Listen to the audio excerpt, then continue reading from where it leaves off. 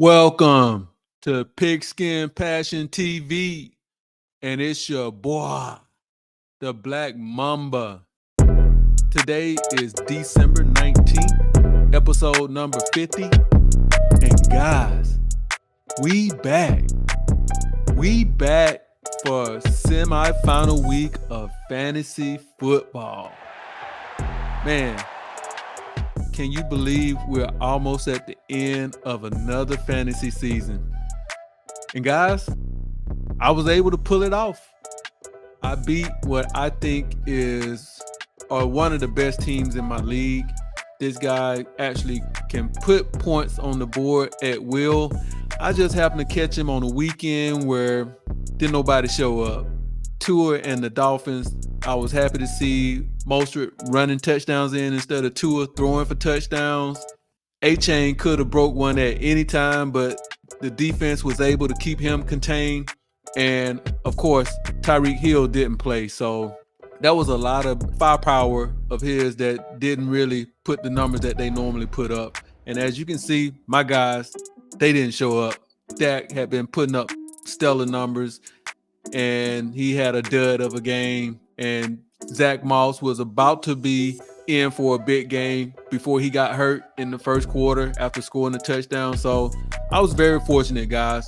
And I'm just happy to be in the semifinals. So with that said, let's jump into waiver wire pickups. I don't really have any waiver wire pickups, but I'll go over some waiver wire pickups for you guys if you're in the playoffs and you need some pickups for this week. And we'll start at quarterback. And let's go with Baker Mayfield as a pickup at quarterback. Baker he's really shown me some things this year. He's been really consistent. And last week, he had what may be an anomaly as far as his numbers for the year.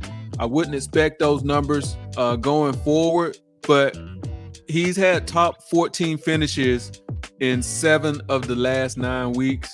And this week he's facing a Jacksonville Jaguar defense that they are the sixth best quarterback-friendly defense. So I think he'll be able to put numbers up in a quarterback one territory.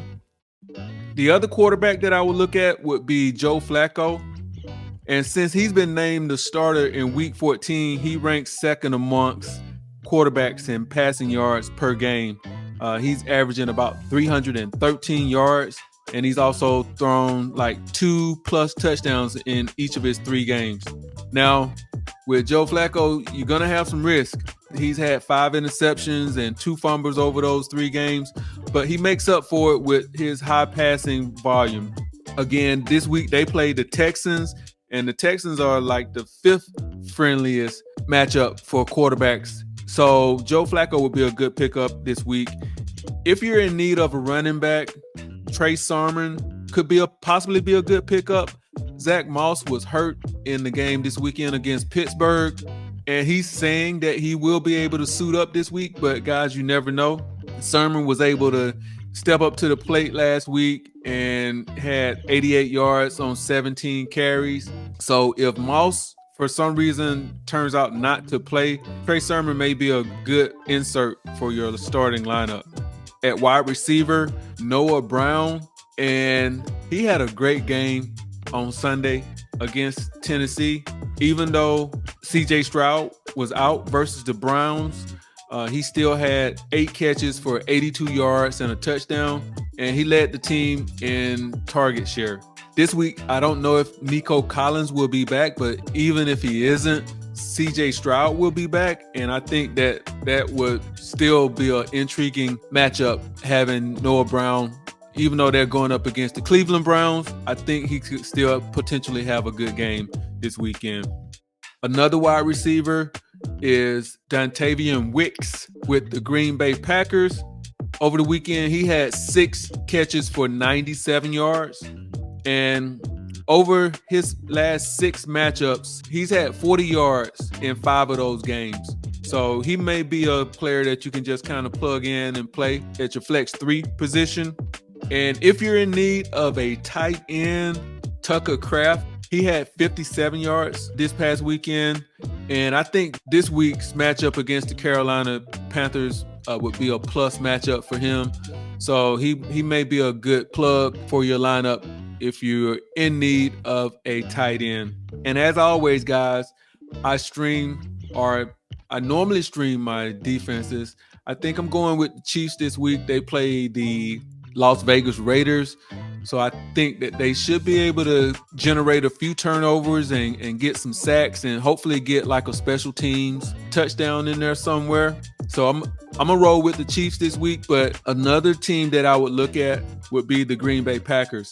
And I know they had a terrible defensive outing last week against Tampa Bay, but this week is about as safe a matchup as you can find with the Carolina Panthers. The Panthers, they are like the fourth best score matchup for defenses in fantasy, and they've scored 10 points or fewer on offense in 4 of the last 5 games. So you know that they're not going to put up a whole lot of points.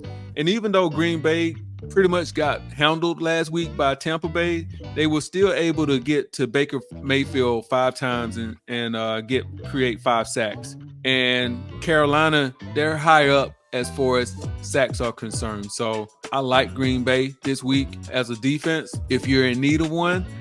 And guys, there we have it. I hope that you guys are making this push to the finals to get your fantasy championship. And we'll reconvene next week, and hopefully we are all in the finals, guys. And if you found this information valuable, I have a public service announcement. Spike that like, comment, subscribe. And it's your boy, the Black Mamba, out.